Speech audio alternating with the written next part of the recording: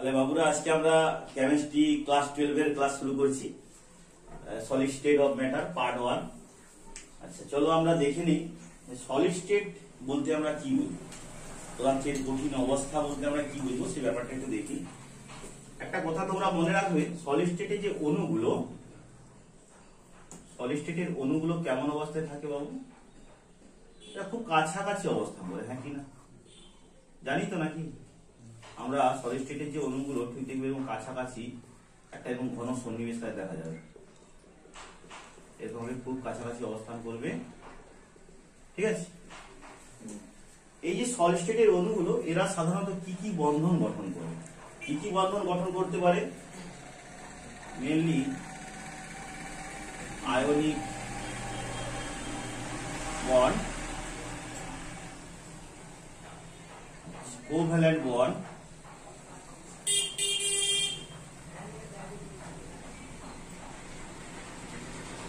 Covalent bond,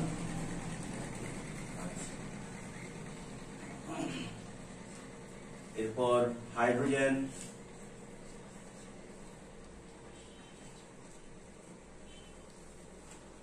bond, আর থাকতে পারে বাবু dipole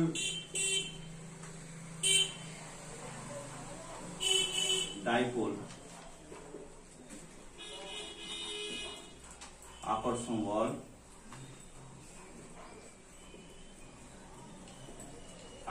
বল, আর London force.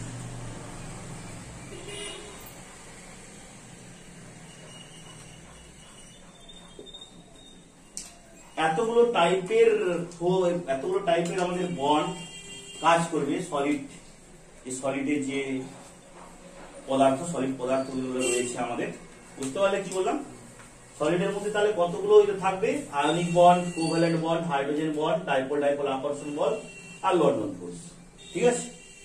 এতগুলো টাইপের বন্ধন এখানে কি করবে? কাজ করবে, ঠিক আছে? এবারে দেখো সলিডের কি কি ক্যারেক্টার থাকবে, সলিড কঠিন পদার্থের বৈশিষ্ট্য। আমরা হেডিং করব কঠিন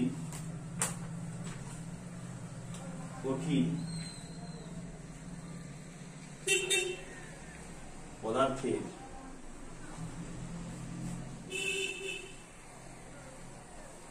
নির্দিষ্ট গঠন, আকার, আয়তন থাকে, এরা দৃঢ় হয়, রিজিড, ফ্লেক্সিবিলিটি লো, কম্প্রেসিবিলিটি লো, এদের মেল্টিং এন্ড বয়লিং পয়েন্ট বেরিয়ে হয়। এগুলা কঠিন পদার্থের ক্যারেক্টার, আর কঠিন পদার্থের মধ্যে এই ধরনের বন্ধনগুলো আমরা দেখতে পাই, ঠিক আছে?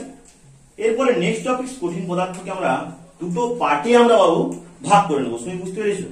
দুটো পার্টে আমরা ভাগ করে নেব, ঠিক আছে? কি কি পার্টে ভাগ করে নেব?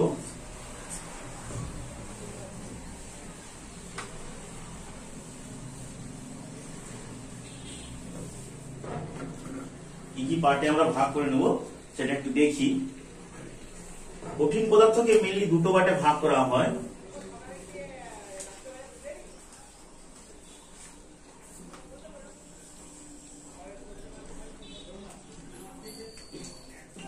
ঠিক আছে,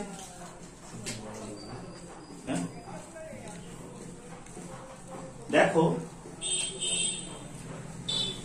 এক কেলাসাকার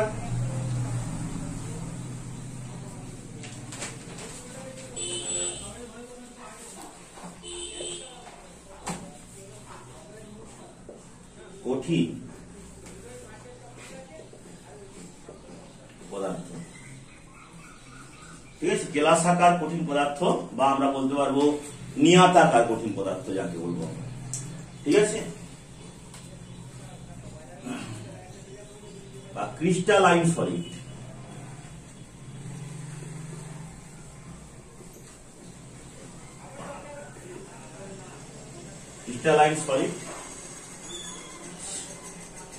আরেকটা হলো অনিয়তাকার কঠিন পদার্থ,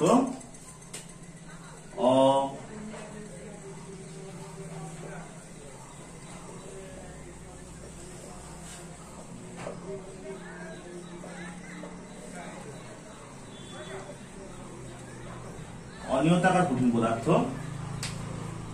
যাকে বলবো আমরা অ্যামরফাস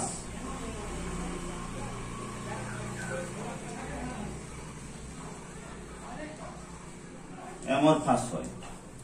কেলাসাকার কঠিন পদার্থকে আমরা বলবো ক্রিস্টালাইন সলিড, আর অনিয়তাকার কঠিন পদার্থকে আমরা কি বলবো বাবু? Amorphous solid. এই দুটো পার্টে আমরা ভাগ করে নিই কঠিন পদার্থকে মেনলি। এবার দেখো কোনটার মধ্যে কি ধরনের ক্যারেক্টার আমাদের থাকবে। ফার্স্ট যে ক্যারেক্টারটা আমাদের এখানে চলে আসে, ফার্স্ট যে চরিত্রটা আসবে,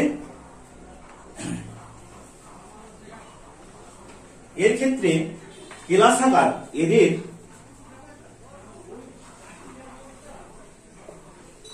নির্দিষ্ট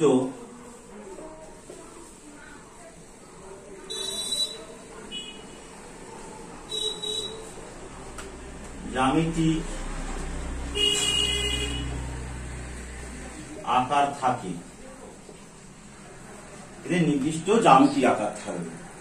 বুঝতে পারলে কেমন সুন্দর একটা জ্যামিতিক আকার থাকবে প্রত্যেকের। যেমন এক্সাম্পল হিসাবে আমরা দিতে পারি NaCl, সোডিয়াম ক্লোরাইড, সুক্রোজ অর্থাৎ চিনি C12, H22 ও 11 etc, তাদের নির্দিষ্ট জ্যামিতিক আকার থাকে। বুঝে যাচ্ছে আমাদের ক্যামেরাতে? বুঝে যাচ্ছে তো? ঠিক আছে, ঠিক আছে। যাই হোক, এদের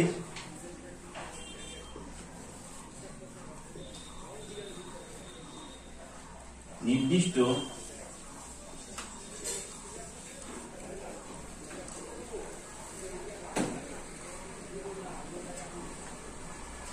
জ্যামিতিক আকার নেই। যেমন বাবু কি হতে পারে? এক্সাম্পল হিসাবে আমরা দেখে নিব রাবার, কাঁচ,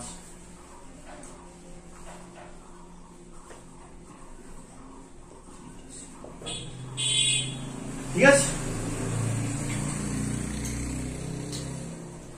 এটা বাবু 2 নম্বর যেটা পয়েন্ট, সেটা দেখো তোমরা। এরা অসমসারক হয়ে থাকে। অসমসারক মানে অ্যানাইসোট্রপিক, যাকে আমরা বলবো কি বলবো বাবু? অসমসারক, বা যাকে বলবো আমরা অ্যানাইসোট্রপিক হয়ে থাকে এরা। হ্যাঁ, ঠিক আছে।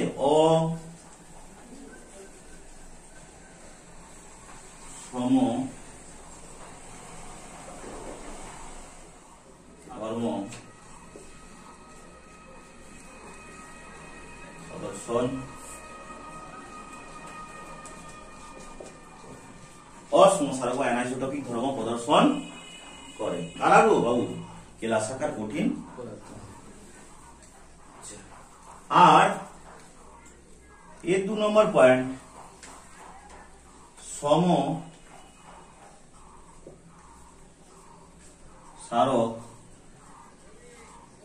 ধর্ম, সমসারক বা বলবো তাকে বলবো কি আইসোট্রপিক, ট্রপিক ধর্ম প্রদর্শন করে। বুঝা গেল? এরা অসমসারক ধর্ম মানে অ্যানাইসোট্রপিক, আর এটা হচ্ছে যে সমসারক ধর্ম মানে আইসোট্রপিক ধর্ম প্রদর্শন।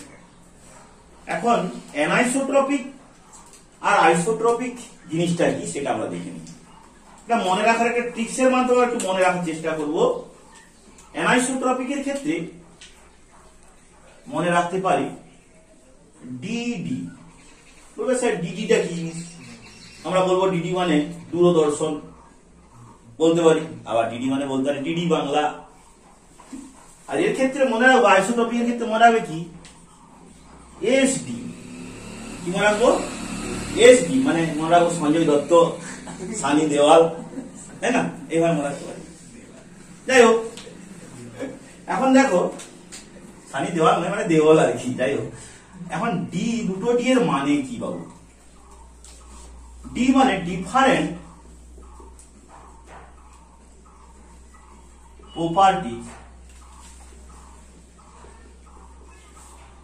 Different direction.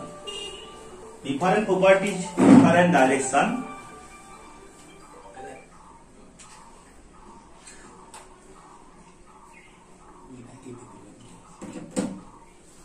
Different properties, different direction. আর এসডি মানে কি বাবু? এসডি মানে সেম প্রপার্টিজ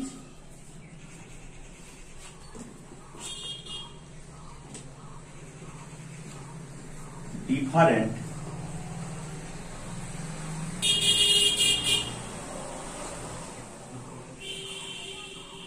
তাহলে কি বললাম? ডিডি মানে কি মনে রাখবে? Different properties, different direction. আর এসডি মানে কি মনে রাখবে? Same properties, different direction. তোমরা এখনো ভুলে বলবে না ডিডি মানে ডিডি বাংলা আর এসডি মানে সঞ্জয় দত্ত। ঠিক আছে, এখন ডিফারেন্ট প্রপার্টিজ, ডিফারেন্ট ডাইরেকশন মানে কি দেখো, সম অসম সারক ক্ষেত্রে তৈরি ধরে আমাদের যে কেলাস আকার কঠিন পদার্থের অণুগুলোর কি থাকে? জ্যামিতিক আকার থাকে। মানে তাদের যে কেলাসের অণুগুলোর মধ্যে একটা সুন্দর একটা জ্যামিতিক কি দেখা যাবে বাবু? সজ্জা দেখা যাবে, দেখা যাবে। এরকম একটা অণু, এরকম একটা অ্যারেঞ্জমেন্ট থাকবে, এরকম এটা কাছাকাছি নিয়ারেস্ট অবস্থান করবে এরকম অণুগুলো। ঠিক আছে, এরপরে লাল, এরপরে আবার ধরো ব্ল্যাক, এবং কতগুলো কেলাসের অণুগুলো সব, হ্যাঁ ওগুলো কি কিসের অণু? কেলাসের অণু। এরপরে আবার লাল, রেড, আমরা প্রত্যেকটা এসে একটু সাজিয়ে নিই এটা।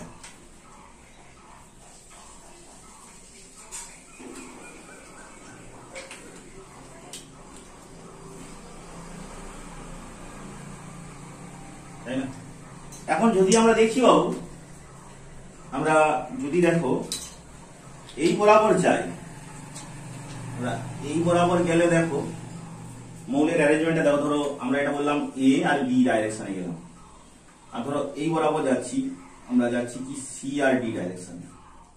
একটা যাচ্ছি এ বি ডাইরেকশনে, একটা যাচ্ছি সি ডি ডাইরেকশনে। দেখো অ্যারেঞ্জমেন্ট গুলো দুটো আলাদা। এখানে এটার অ্যারেঞ্জমেন্ট এ বি ডাইরেকশনে গেলে লাল কালো লাল কালো লাল কালো, এবার সাথে লাল কালো লাল কালো অ্যারেঞ্জমেন্ট। আর এই সিডি ডাইরেকশনে যদি আমরা যাই, দেখতে পাচ্ছি এক পাশে লাল, এক পাশে কালো। বুঝা যাচ্ছে? বুঝা গেল না কেন? তার মানে যেগুলো অসমসারক হবে, ডিফারেন্ট প্রপার্টিজ, ডিফারেন্ট ডাইরেকশন। আমরা যদি ডিফারেন্ট ডাইরেকশনে যাই, এই ডাইরেকশনে গেলে আর এই ডাইরেকশনে গেলে দুদিকে তাদের ধর্মগুলো কি হবে? চেঞ্জ হয়ে যাবে। কেন? অণুগুলো দুটো সাইডে কি আছে? ডিফারেন্ট ডিফারেন্ট আছে। অণুগুলো কি আছে? দুটো সাইডে ডিফারেন্ট ডিফারেন্ট আছে, হ্যাঁ কি না? তাই না?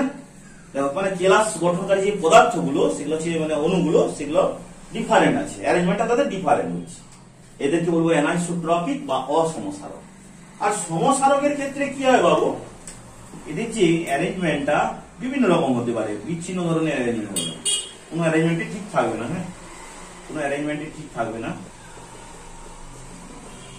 কিন্তু অ্যারেঞ্জমেন্টটা হয়ে দেখো, ধরো এখানে কালো কালো, এখানে একটা কালো, এরকম হবে। ঠিক আছে, এদের মানে তুমি যে গেলে যে অ্যারেঞ্জমেন্ট সব জায়গায় ঠিক পাবে তা কোনো মানে নেই। পরপর দুটো লাল, কোথাও এরকম হয়ে যাবে কেসটা। এখন অ্যারেঞ্জমেন্টটা যে সব জায়গায় ঠিক পাবে তার কোনো মানে নেই।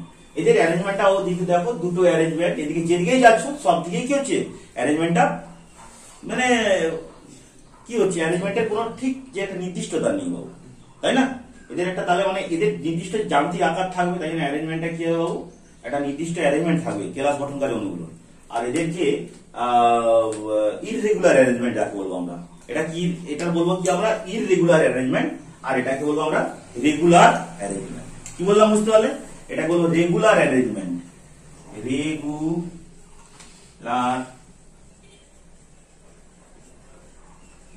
অ্যারেঞ্জমেন্ট। আর এটা হচ্ছে ইররেগুলার অ্যারেঞ্জমেন্ট।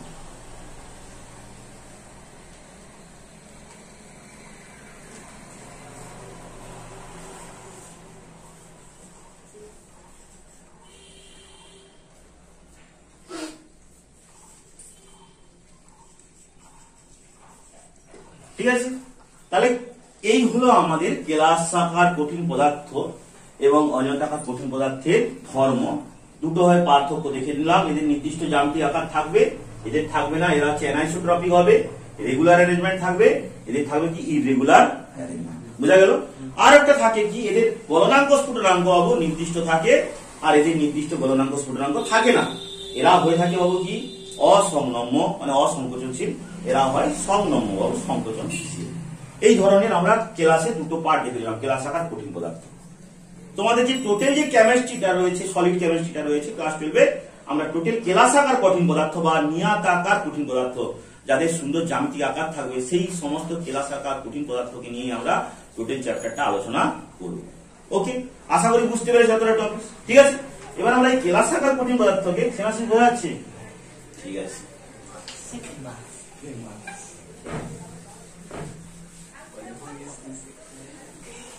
বিধান।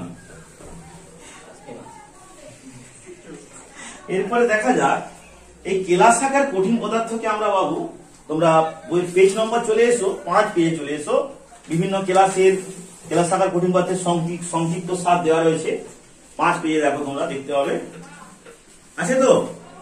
বাস, এখানে একটু দেখো, এই 5 পেজে দেওয়া রয়েছে কেলাসাকার কঠিন পদার্থ। কেলাসাকার কঠিন পদার্থকে আমরা কতগুলো ভাগে ভাগ করে নিই দেখি আমরা। কেলাসাকার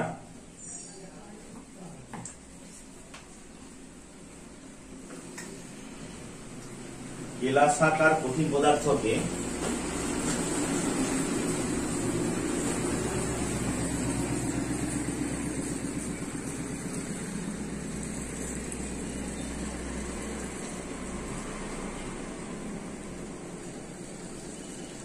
কেলাসাকার কঠিন পদার্থকে আমরা সাধারণত 4টা পার্টে ভাগ করি। ফার্স্ট পার্ট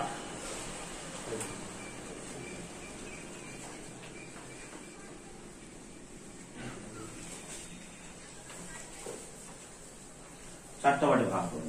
কেলাসাকার কঠিন পদার্থ, আয়নীয় কেলাসাকার কঠিন পদার্থ, সমযোজী কেলাসাকার কঠিন পদার্থ আর ধাতব কেলাসাকার কঠিন পদার্থ। আণবিক মানে বোঝাই যাচ্ছে এখানের মধ্যে অনুর ফরম্যাটে থাকবে, তাই না? যেমন এক্সাম্পল হিসাবে দিতে পারি আণবিক কেলাসাকার কঠিন পদার্থ, মানে আণবিক কেলাসাকার কঠিন পদার্থ গঠনের জন্য কি লাগবে?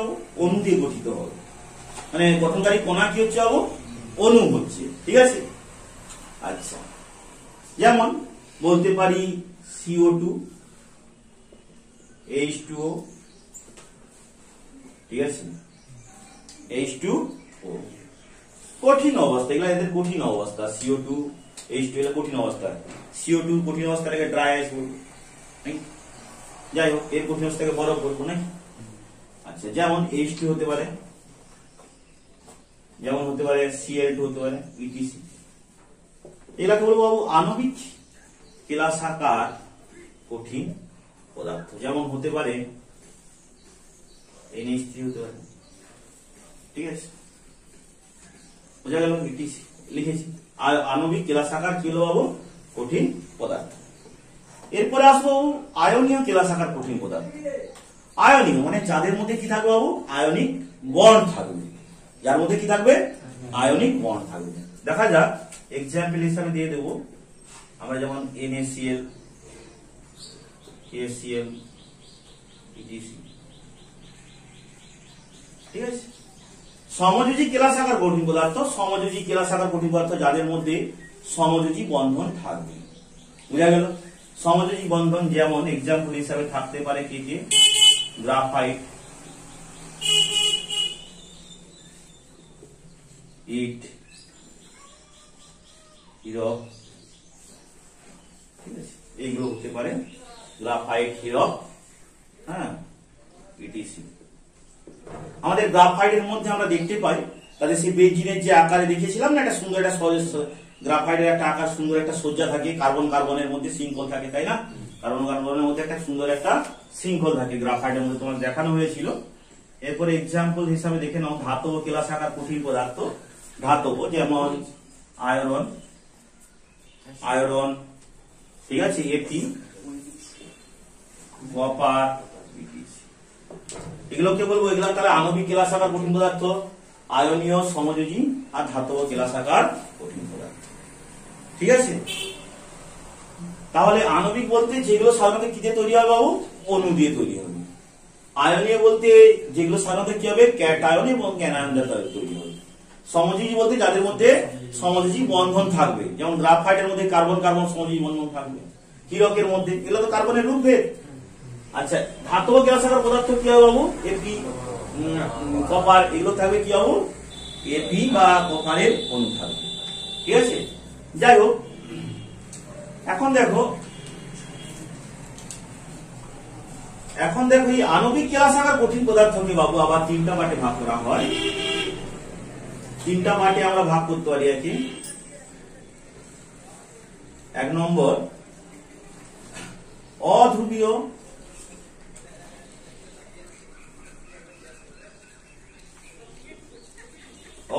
বা যাকে বলো আমরা নন পোলার, ধ্রুবীয় মানে পোলার, আর একটা হচ্ছে যে হাইড্রোজেন বন্ডিং, আর একটা কি বলবো বাবু? হাইড্রোজেন বন্ধন।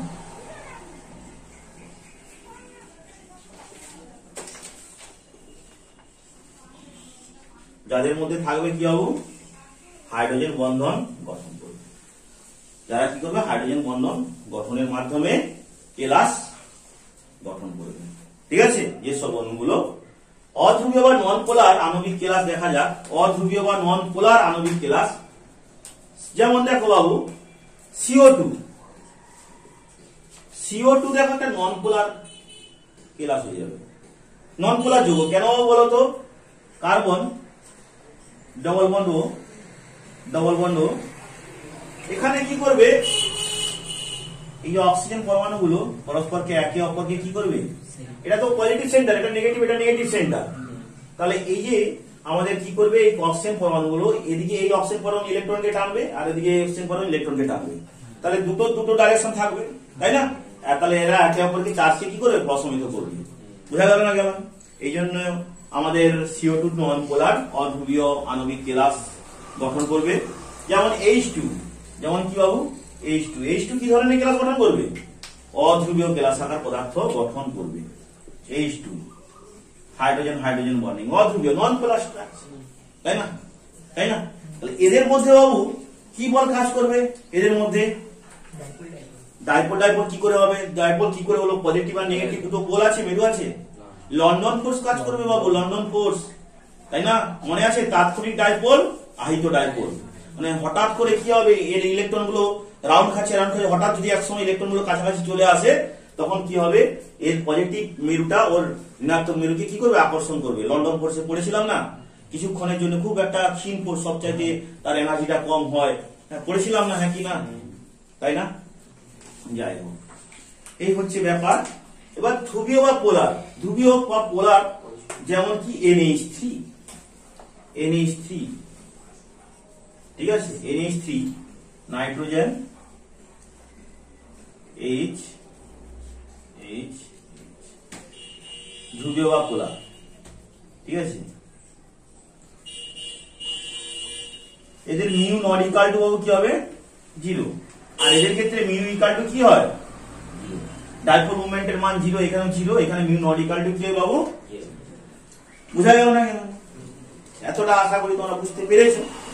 আচ্ছা, যেমন H2 এর ক্ষেত্রেও এটা হচ্ছে পোলার অণু। H2 জলের যে স্ট্রাকচার যদি আমরা দেখি, H2 পোলার, ঠিক আছে?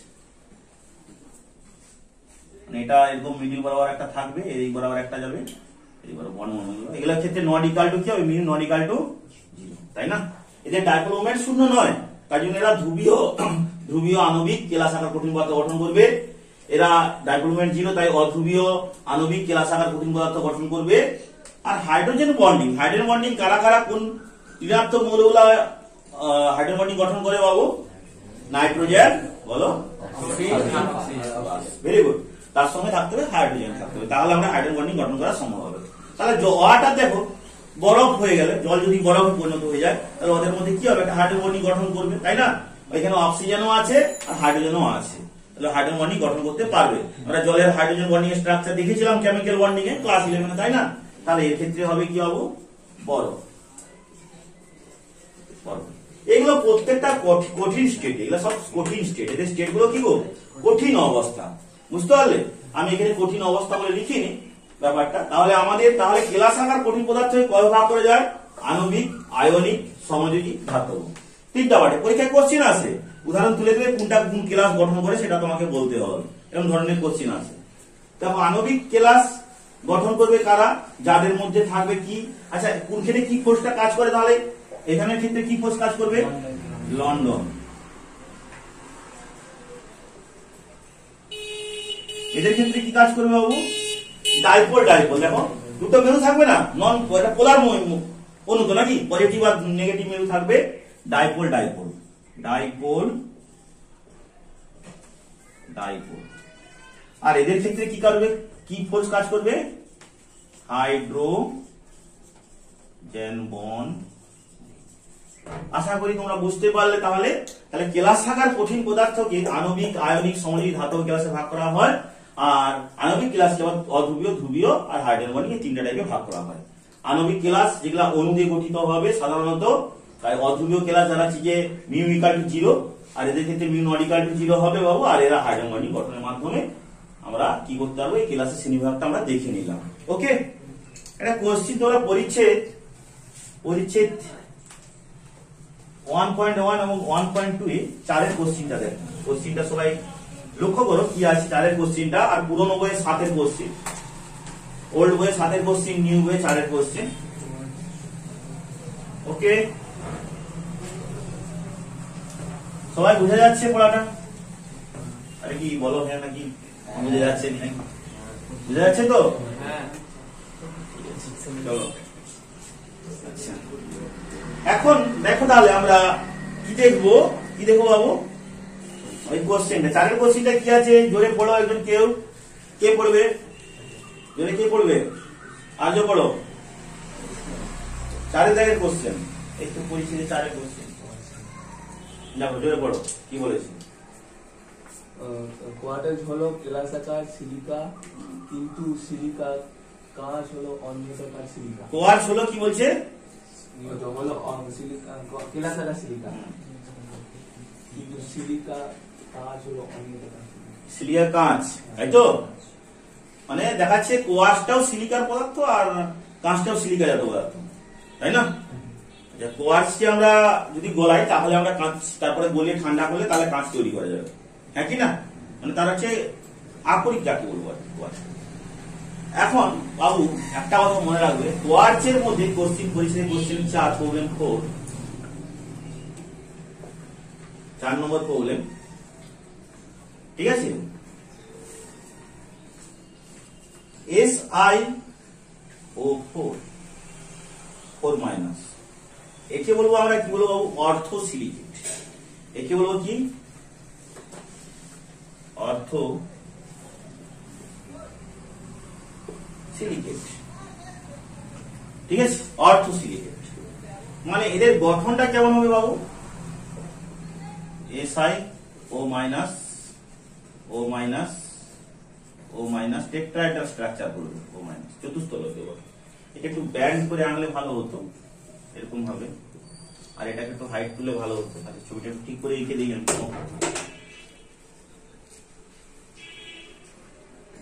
এইরকম O-, এরকম ধরনের স্ট্রাকচারটা দাঁড়াবে। ওকে, SiO4 একে বলবো অর্থ সিলিকেট, ঠিক আছে? আমরা পি ব্লকে পড়েছি। যাই হোক, এবার দেখো যখন এটা কি হয়ে যাবে, আরো এটা তো একটা মনোমার, আমাদের অর্থ সিলিকেটের একটা মনোমার। এটা যখন কি হয় বাবুরা, না আরেকটা সিলিকেটের, অর্থ সিলিকেটের অনুর সঙ্গে যখন যুক্ত হয়ে যাবে, ধরো সাপোজ সিলিকেট Si, এটা O-,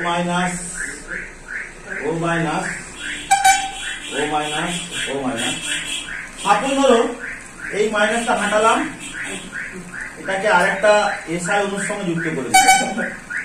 ওকে, একটা O-, এখানে একটা O-, সবাই দেখতে থাকো। আবার একটা এই মাইনাসকে হাঁটালাম বাবু, কি করলাম, এটাকে আরেকটা সিলিকেটের সঙ্গে যুক্ত করে দিলাম। ওকে, O-, এইভাবে কি হবে, পরপর n সংখ্যক